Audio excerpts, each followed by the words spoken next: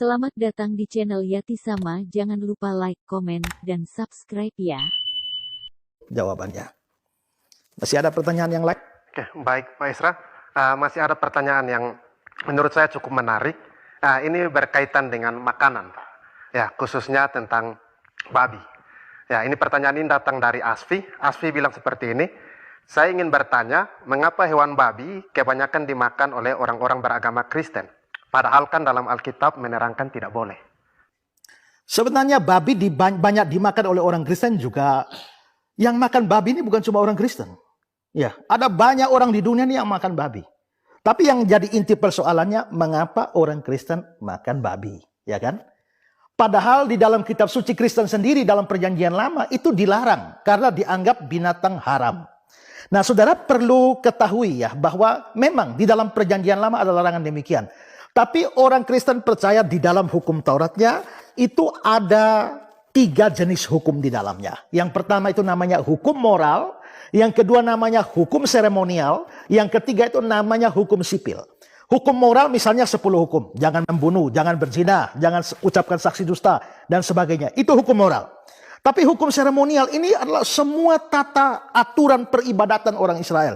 Misalnya kalau berdosa, korban kambing, potong domba, potong merpati, perempuan yang haid tidak boleh pergi ke bait Allah, lalu tidak boleh makan binatang ini, binatang itu, binatang ini Allah haram, binatang ini halal, boleh dimakan. Itu semua adalah peraturan dalam hukum seremonial, ya. Lalu hukum sipil itu adalah semacam undang-undang negara Israel pada waktu itu. Misalnya, kalau ada nabi palsu, tangkap dan bunuh mati. Kalau ada orang yang kedapatan berzina, rajam dengan batu sampai mati. Kalau ada anak yang melawan orang tua, hukumannya mati. Itu namanya hukum sipil. Nah, saudara-saudara, dari 3 hukum ini mana yang berlaku sekarang? Hukum seremonial, hukum sipil jelas tidak berlaku. Kenapa? Karena itu undang-undang negara Israel pada waktu itu. Negara Israel sekarang saja tidak memakai itu.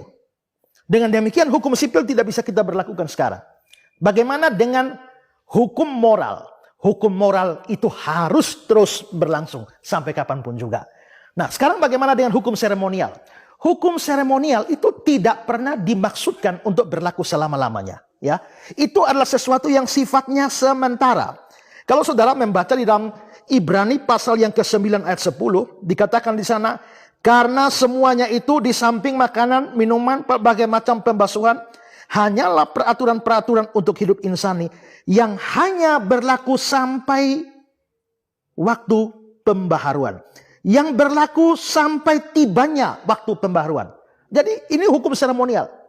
Hukum seremonial hanya berlaku sampai tiba waktu pembaharuan. Ada kata sampai di situ menunjukkan ada batasan. Saudara kalau dikatakan saudara libur sampai tanggal 10. Setelah tanggal 10 masih libur apa tidak? Tidak kan? Hukum seremonial ini hanya berlaku sampai tiba waktu pembaharuan. Kalau begitu setelah waktu pembaharuan sudah tidak berlaku. Mengapa tidak berlaku? Waktu pembaharuan itu Yesus. Kedatangan Yesus. Mengapa tidak berlaku? Tidak berlaku karena memang itu hanya bayang-bayang. Kalau saudara baca dalam Ibrani 10 ayat 1. Di situ dikatakan bahwa di dalam hukum Taurat itu hanya terdapat bayangan saja. Dan bukan hakikat dari keselamatan itu. Karena itu hanya tiba sampai waktu pembaharuan. Maka begitu Yesus datang. Dia mati di atas kayu salib. Maka semua hukum seremonial berakhir. Itu dibicarakan dalam Efesus pasal 2 ayat yang ke-15. Dengan matinya sebagai manusia, ia telah membatalkan hukum Taurat dan semua ketentuannya. Kalau begitu, hukum seremonial menjadi berakhir setelah kematian Yesus. Hukum seremonial itu apa? Itu yang saya bilang tadi. Kalau berdosa, potong kambing, potong domba, potong merpati, tidak boleh makan ini, tidak boleh makan itu, dan lain sebagainya. Karena itu sudah tidak berlaku, hukum seremonial sudah selesai, maka hukum halal haram yang dibicarakan dalam perjanjian lama juga menjadi tidak berlaku sekarang. Karena itu kalau pada zaman perjanjian lama ada orang makan babi, itu dosa. Tapi setelah hukum seremonial berlaku, sudah berakhir, maka orang Kristen makan babi tidak berdosa. Karena itu saudara tidak bisa menyalahkan orang Kristen yang makan babi dengan memakai ayat-ayat di perjanjian lama. Karena memang perjanjian lama, hukum seremonial masih berlaku. Kalau kita mengacu kepada ayat-ayat perjanjian baru misalnya ya, Markus pasal 7 ayat 19 dikatakan begini. Karena bukan yang masuk ke dalam hati, tetapi yang ke dalam perutnya lalu dibuang ke jamban. Ini Yesus sedang bicara tentang yang menajiskan orang. Maksudnya yang menajiskan orang itu bukan sesuatu yang masuk ke dalam hatinya, tetapi ke dalam perutnya lalu dibuang ke dalam jamban.